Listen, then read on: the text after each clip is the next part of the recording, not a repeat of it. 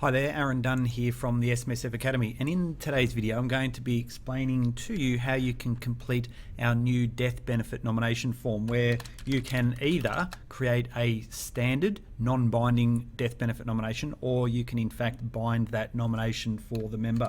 So what I'm going to do here is look to create a death benefit nomination for John Smith, and as you would understand from many of our other documents that we have available, you can use some of the features here to help navigate through. So we pick our address here, you can see, and then the first iteration here we need to consider is this type of nomination. So are we making this binding, or is this a non-binding nomination? So in this instance we'll choose it as a binding nomination. We then need to understand the clause or rule in which this nomination is being made, and as we've put at the top here, you need to be very careful when you're preparing such a nomination, because the way in which this nomination process is being created is consistent with the Schedules 1 and 2 of the SMSF Academy's trust deed. So you do need to be very specific and follow the terms and conditions of the deed that you're using. If you are unsure, then we would ultimately recommend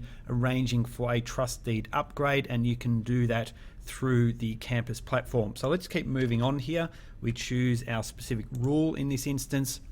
And now what we're doing is we're moving through to make some decisions around who the nominated beneficiaries actually are. So when we get to here, we're deciding whether it's going to a nominated beneficiary or we're paying it to the legal personal representative. Therefore, the benefits would be ultimately picked up by the executor and then placed across to that individual's estate to be dealt with. In this instance, we'll take a nominated beneficiary here. Just to show you, you do have a choice of beneficiaries to choose from. So if you have two, it'll add the beneficiaries down there. In this instance, we'll say that the benefits are passing to his wife, Jane Smith. We put the relationship in here, in this instance as a spouse, and we can then decide how we want the benefits to be paid out. So if it's going to be a lump sum to Jane, it will then specify the percentage or amount to be paid to her in that way. If we're going to have a combination of amounts, again, you can put in those specific percentages between those two or specific amounts, or ultimately, if you want to leave that discretion to the nominated beneficiary at that time, again, you can choose the percentage or amount. So in this case, we'll leave that discretion to be determined by Jane at her death, and it will represent 100% of the benefit.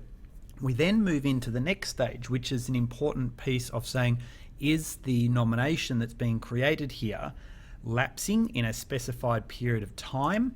And then if we have a specified period of time, what is that period of time? Because the trust deed allows for you to choose either of those methods, or do you want that to be non-lapsing, and therefore it will only be no longer valid when a decision has been made to update the death benefit nomination itself. So in this instance, we'll make it non-lapsing, and therefore it does not cease, and we continue through to the next stage of the form.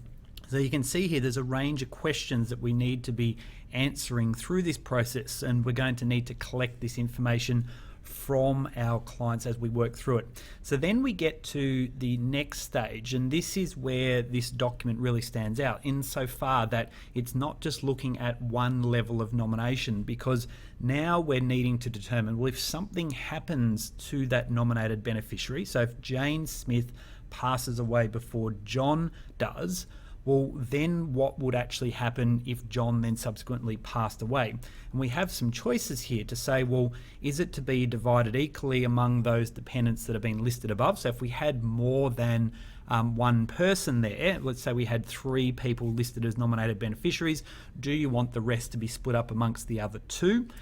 Do you want it alternatively to be passed to the LPR so that it would be dealt with in accordance with the will?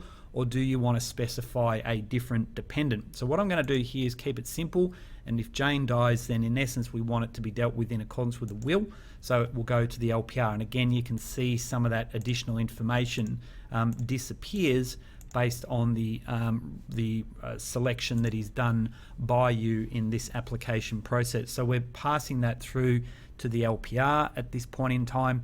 And now what we need to do to finalize this application is the trustee minute, because any nomination that has been prepared by the member is submitted to the trustees for consideration and ultimately acceptance, and that is a critical piece to ensure the validity of that nomination. So not only do we need to comply with the terms of the deed and the requirements that the deed put out in terms of being able to form it as being a valid nomination, it must be accepted by the trustees for that nomination to be in full force. So in this instance, we'll say we have John and Jane as individual trustees here. So we just have their information.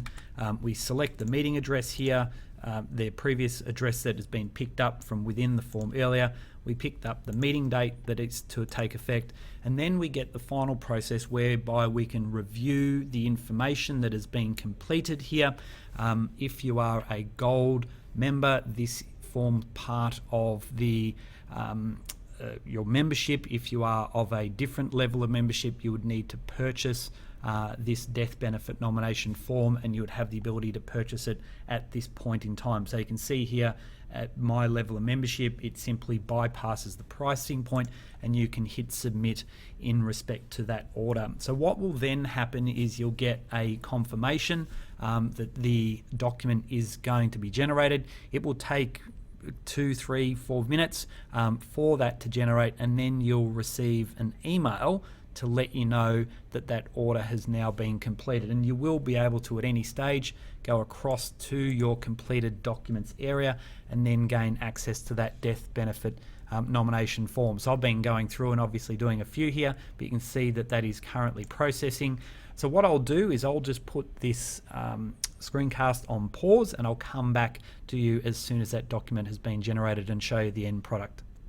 Okay, so we've now at the point where we've got a completed order, and you can see here we've received the email, and you'll send or you'll see in here the order reference, and you can simply click on the link and that will give you access to that document, just as it would in here when you go to actions and download the document there. But what you can see here is that we've created our binding death benefit nomination for John Smith of the Smith SMSF. We've indicated in here that Jane, his spouse, is to receive that benefit as 100% in the form nominated by her as the beneficiary. Importantly, it outlines here that unless revoked, this notice is non-lapsing and shall not cease. And then when we look at the cascading nomination here, in the event that the nomination of the nominated beneficiaries fail to survive John by a period of 30 days, then the benefits are to be paid to the LPR of my estate to be dealt with in accordance with my last will. So that's picking up that cascading piece there.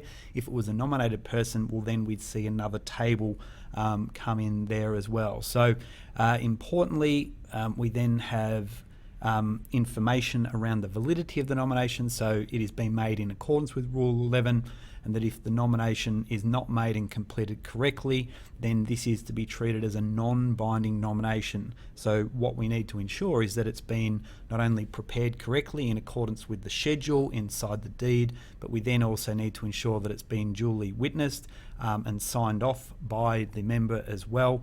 And then we have our minute of meetings, which goes through and considers the non-lapsing binding death benefit nomination in this instance, tables that in respect to the rule, notes that it's entitled to create a nomination, accepts that nomination, and seeks and acknowledges that there's been advice sought to that, and then we see finally those resolutions that in essence accepts the nomination being done by the member. So that gives you an overview of how you can now create a death benefit nomination, both binding nominations and non-binding or standard death benefit nominations. So if you do have any other questions in respect to these documents, please feel free to reach out to us. Thank you.